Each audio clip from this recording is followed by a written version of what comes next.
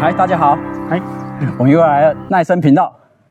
我们接下来看的是两台车哈 ，CBR 650R 跟 CB 650R 这一台车。来 ，Let's go。车头部分，新款车变得更加简洁。CBR 650R 这大灯下方两侧的进气口没有什么改变，但是旧款大灯两侧这种镂空悬浮设计就消失不见了。那 CB 650R 则是车头两侧的进气口造型略有不同。23年版本线条比较锐利，24年版本的上方变比较圆弧，车身配色也有所不同。CBR 650R 24年版本的红色是红底蓝白条纹配色，23年版本则是红底黑色条纹点缀的配色。那车身线条也有一些变化。24年版本的整流罩它在气缸头的位置它开口加大，那23年版本则在膝盖位置有镂空悬浮造型，那各有千秋。那车尾部分则从横式的尾灯变成直立式尾灯，看起来更有跑车化感觉。然后想要搭入 GSXR 1000R。萤幕部分，24年式的 CB 系列包括500R、650R、1000R， 通通改成全彩液晶萤幕。那差别是在不同级距它功能上略有一些差异，至少在美观上面都更上一级。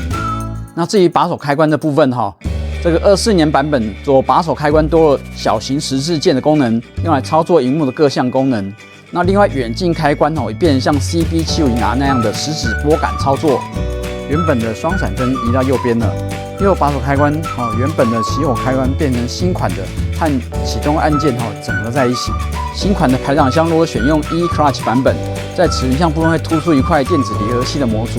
根据国外的媒体试乘影片，那主要就是根据转速帮我们放离合器，所以起步会像 DCT 那样不用拉离合器，直接入一档，油门催了就走。后面升降档则是用原厂的快排系统，所以也不用拉离合器。只是低速的时候，如果说希望换挡顿挫感更少的话，还是可以拉个离合器再换挡，让它档位衔接和更滑顺。那其他的主要机械结构都没有改变，前叉一样采用是秀瓦的 SFF-BP。24年版本多了 E-Clutch 电子离合器这个选项。那引擎动力、车架、悬吊都没有改变。那我们国内的试乘车预计要到9月份才出现，所以我们直接拿23年版本来做试驾。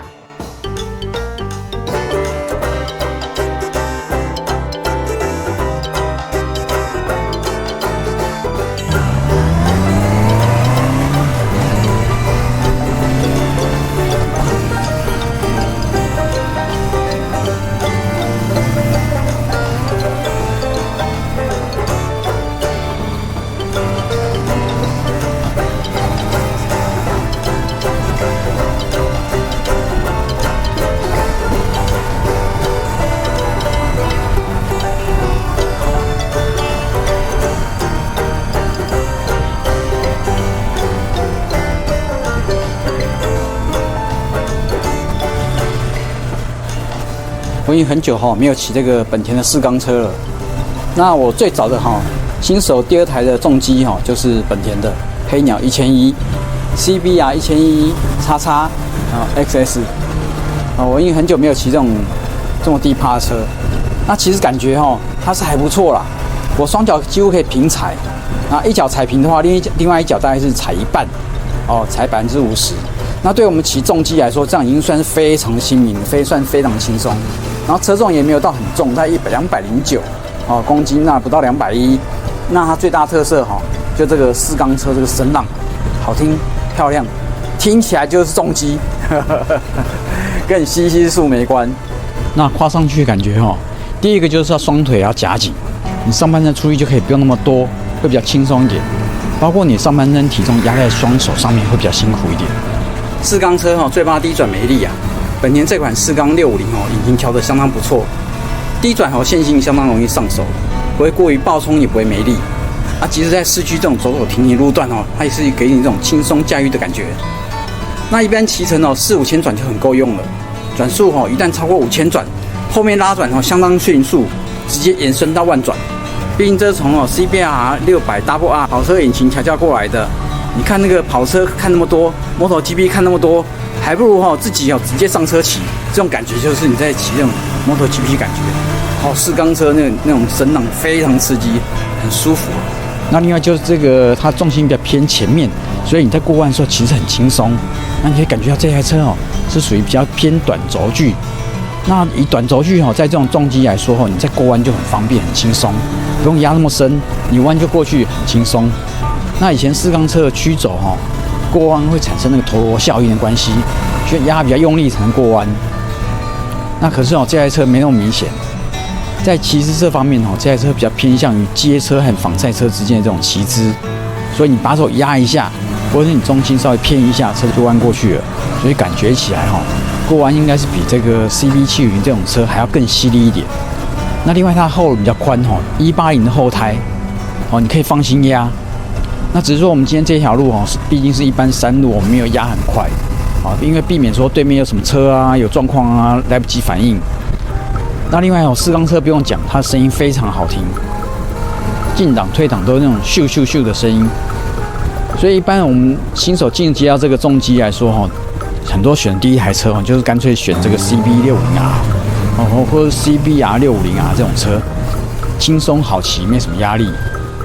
那虽然说这台车过弯很轻松但是它毕竟有来到209公斤所以当我们车停下来之后，你在转弯或者移车的时候务必小心一点。那因为我之前的车重有到230、240公斤，已经习惯了。当遇到那没有把握的时候，人就干脆下来嘛，用推的也可以啊，不要倒车就好啊。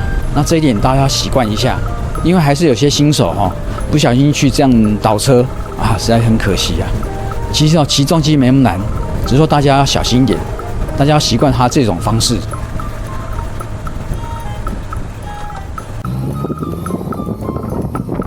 接下来换 SV60的车主燕硕来试骑 CBR650R 这台车。这段画面由于排气声浪收音不佳，所以看到试骑画面的同时，我们播放试骑完的访问。来，我们访问一下燕硕刚刚试骑这台车感觉怎么样？你说 CBR650吗？对 ，CBR650有照这个版本。很好骑啊，就是它这个坐高很亲民，像我的身高172，可以2脚平踩。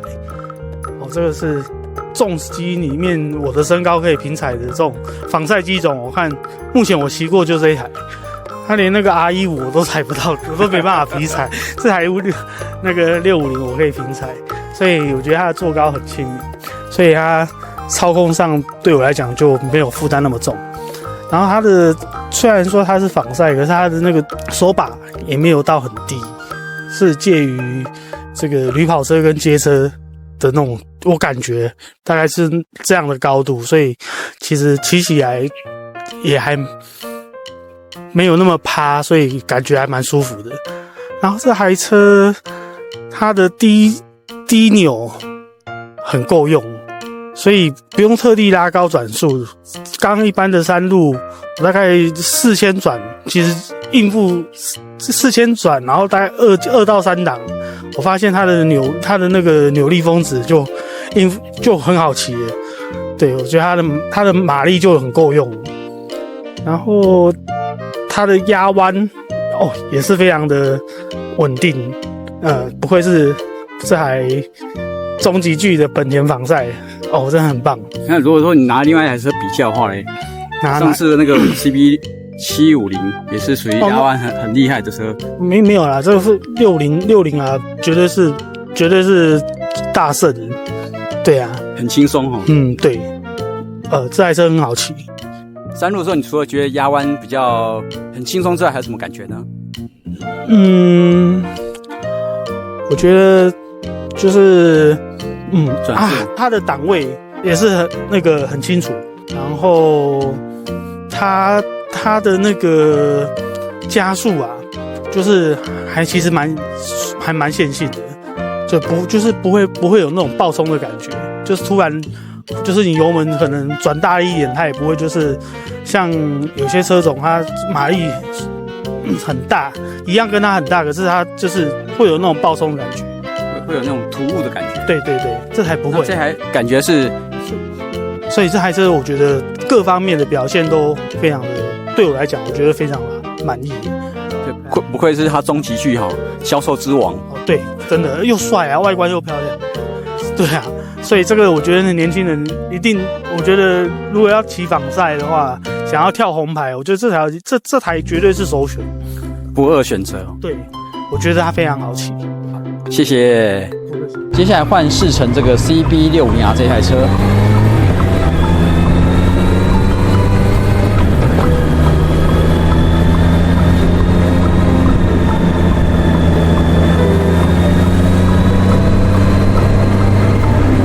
那这台车是没有整流槽的街车，骑起来最大差别是龙头把手高度比 CBR650R 大概高了5公分左右，不用那么趴，但是对我身形来说变得有点尴尬，上半身变比较挺直一点，但是因为没有往下趴，反而觉得我手不够长。那如果是我的车的话，我应该会改把手后移，后移这样会比较符合我的人体工学。那另外少整流罩和风镜，怠速的时候对水箱散热气比较会有感觉。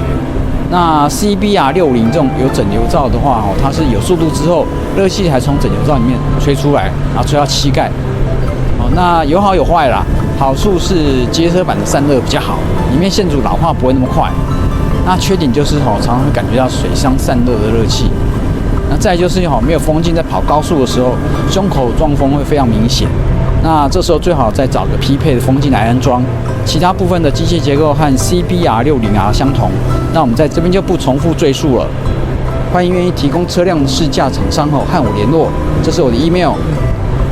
今天的新车试驾和介绍影片就到这边了，喜欢的记得按赞、订阅和分享，我们下次见了，拜拜。